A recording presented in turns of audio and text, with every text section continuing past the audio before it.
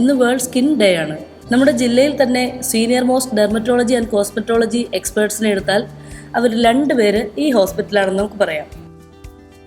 Dryness, hyaluronic acid, pigmentation, kojic acid, acne, salicylic acid, hair and nail, mainly biotin, open pores, niacinamide, anti ageing, retinol, dullness, vitamin C, hair fall. Redensil and Procapil. Hi, ഞാൻ doctor Ann George. ഞാൻ doctor Sabeen Joseph. ഇന്ന് world skin health day ആണ്. ഈ വർഷത്തെ theme no health without skin health എന്നാണ്. വളരെ ആപ്റ്റായിട്ടുള്ള ഒരു തീമാണത്.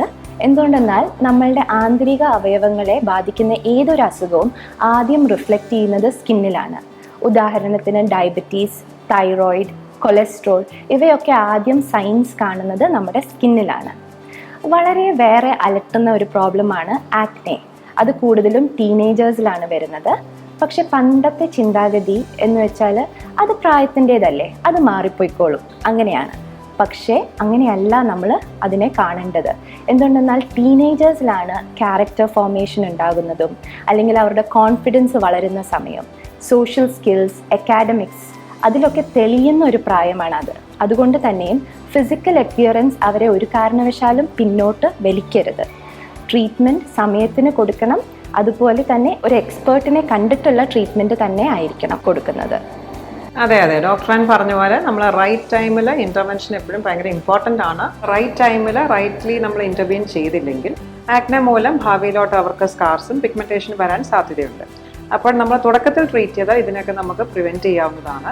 ഇല്ലെങ്കിൽ നമുക്ക് ടോപ്പിക്കൽ മെഡിക്കേഷൻസ് മാത്രം മതിയാവില്ല, കൂടുതൽ എസ്തെറ്റിക് ആയിട്ടുള്ള ട്രീറ്റ്മെൻറ്റ് വേണ്ടി വരാം.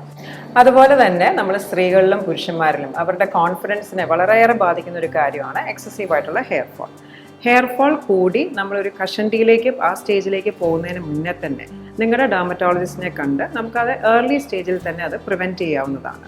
എല്ലാവരും ഓവർ ദ കൗണ്ടർ പ്രിപ്പറേഷൻസും മറ്റുള്ളവർ പറഞ്ഞിട്ടുള്ള പ്രിപ്പറേഷൻസൊക്കെയാണ് ആദ്യം യൂസ് ചെയ്യുക. അതിന് പകരം ഒരു ഹെയർ ട്രാൻസ്പ്ലാന്റിലേക്ക് പോകുന്നതിന് മുന്നേ തന്നെ നിങ്ങൾ നിങ്ങളുടെ ഡോക്ടറിനെ കൺസൾട്ട് ചെയ്താൽ അതിന് നല്ലൊരു റെമഡി നമുക്ക് കിട്ടുന്നതാണ്.